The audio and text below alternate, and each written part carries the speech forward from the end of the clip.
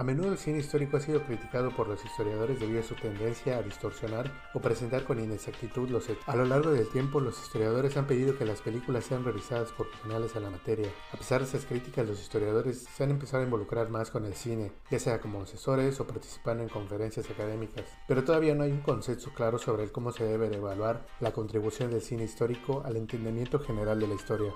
En esto, Robert A. Rosenstock nos presenta dos enfoques principales para analizar el cine. Él cree que está el enfoque explícito, que es el que ve las películas como reflejos de las preocupaciones sociales y políticas de su tiempo, y el enfoque implícito, que las considera como textos históricos sujetos a los mismos juicios que los escritos. Ambos enfoques, entre comillas, asumen que la historia escrita es objetiva, cuando en realidad es una construcción. En lugar de comparar la historia escrita con el cine, Rosenstock sugiere que debemos analizar cómo cada medio crea su propio entre comillas, mundo histórico y cómo podemos evaluar esta construcción.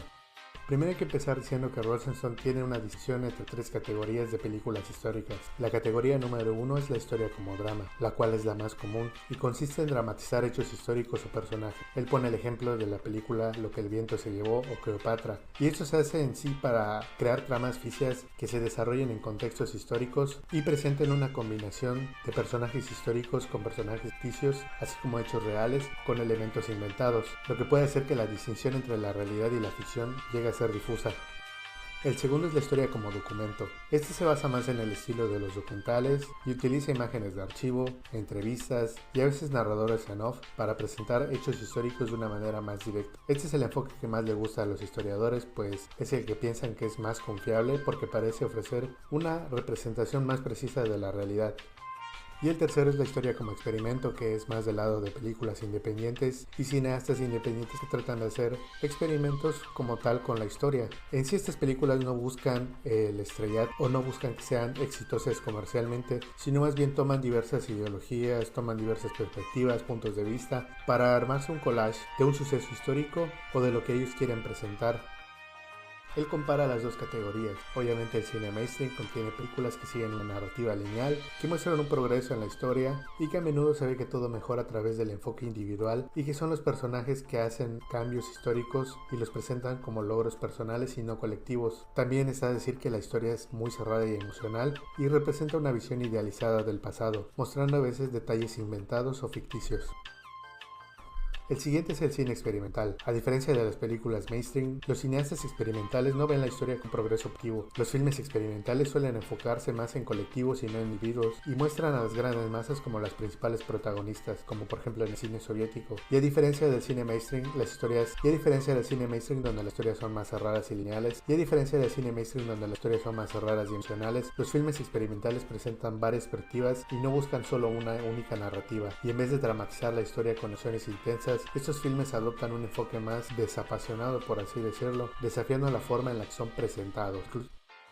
Ahora, Robert Rosenstock nos dice que en el cine también hay invenciones falsas y hay invenciones verdaderas. Él nos presenta las invenciones falsas como un tipo de invención que distorsiona la realidad histórica y cambia aspectos importantes en los hechos, esto haciendo que la película omita detalles relevantes o presente una versión incorrecta de los eventos. Un ejemplo de eso podría ser en la película Braveheart de 1995, que relata la vida de William Wallace y la lucha por la independencia de Escocia. En la película se presenta a Wallace como un hombre que en realidad no fue tan central como se muestra. Además se añaden muchos detalles ficticios, situaciones como por ejemplo el romance con la princesa Isabel que nunca ocurrió en la realidad, y esto a su vez, aunque no lo busca objetivamente, distorsiona la realidad y la historia de manera significativa al cambiar la naturaleza de los eventos y los personajes clave. Segundo está la invención verdadera. Este tipo de invención introduce elementos ficticios pero se mantiene fiel al espíritu de lo que en realidad pasó. Aunque se añaden detalles no documentados, estos no llegan a alterar la esencia de la historia. Un ejemplo podría ser por ejemplo en las películas de recreación histórica, en donde se muestran hechos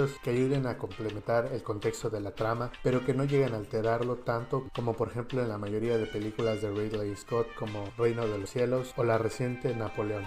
La clave de la diferencia radica en cómo se manejan estas invenciones. Mientras que las invenciones falsas alteran la historia ignorando hechos importantes o distorsionándolos, las invenciones verdaderas buscan enriquecer una narrativa sin comprometer la verdad fundamental de los eventos, aportando una mejor comprensión emocional o simbólica a los hechos.